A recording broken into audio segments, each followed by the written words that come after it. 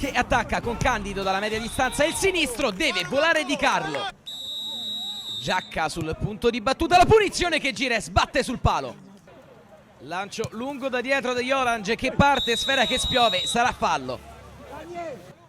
C'è ancora Giacca sul punto di battuta, il suo sinistro, c'è una deviazione, palla che rimane lì ed è la rete col rimpallo, un pizzico di fortuna, segna Cerchi, è l'1-0 per gli Orange. Funus che imposta ma è in difficoltà e sbaglia in orizzontale il passaggio lanciando il contropiede dettato da Giacca. Giacca se ne va, Giacca fino in fondo, respinto. Ecco il Funus con Zigrossi servito in area, la palla che sbatte sul palo.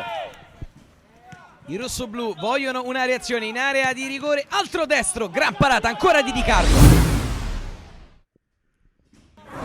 Punizione da distanza molto ghiotta, parte Berardo, ancora Di Carlo con i guantoni. Il contropiede si è sviluppato per la Falegnameria Colangelo, c'è Giacca, messo giù ancora, calcio di punizione. Rimane sul punto di battuta il numero 9, il suo sinistro, altra deviazione, ma raddoppio della Falegnameria Colangelo che a sorpresa colpisce ancora. Il Funus vuole reagire, c'è Moggiani che sale, lo scambio invece va a lui, Edoardo Moggiani sotto le gambe del portiere, riapre il match per i suoi, 1-2. Gli Orange da corner, battuto ad uscire, il colpo di testa, gran parata di Salvati, poi palla che rimane lì e non riescono a segnare quelli della Falegnameria. Pinotti cerca di spingere i suoi dalla panchina, c'è il fallo laterale, la palla dentro l'area, il tacco fuori e arriva Zigrossi per il gol del 2-2, rimonta. I rossoblù che spingono, adesso ci credono in area di rigore, cercato ancora Zigrossi che si gira, ma Di Carlo dice ancora di no. Corner battuto corto, c'è lo scambio al lato corto dell'area, palla fuori e arriva in scivolata il gol che completa la rimonta, Ciccio Riccio, 3-2. La Falegnameria Colangelo praticamente non c'è più ma prova lo stesso a difendere, arriva il sinistro da fuori che chiude probabilmente il conto, Edoardo Moggiani, grande esultanza per il 4-2.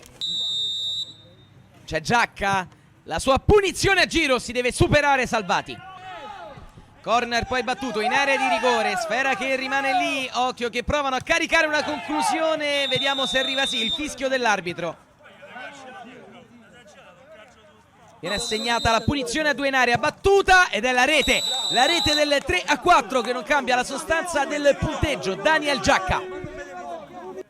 E arriva anche il triplice fischio del direttore di gara in rimonta con carattere. Il Funus riprende una partita che sembrava persa battendo 4-3 la Falegnameria Colangelo. Non ci sono partite facili, il campionato comunque è tosto per qualsiasi squadra. Il fatto è che eravamo anche molto rimaneggiati, non è questo un alibi, però dovevamo dare forse qualcosa in più, mostrare di essere una squadra.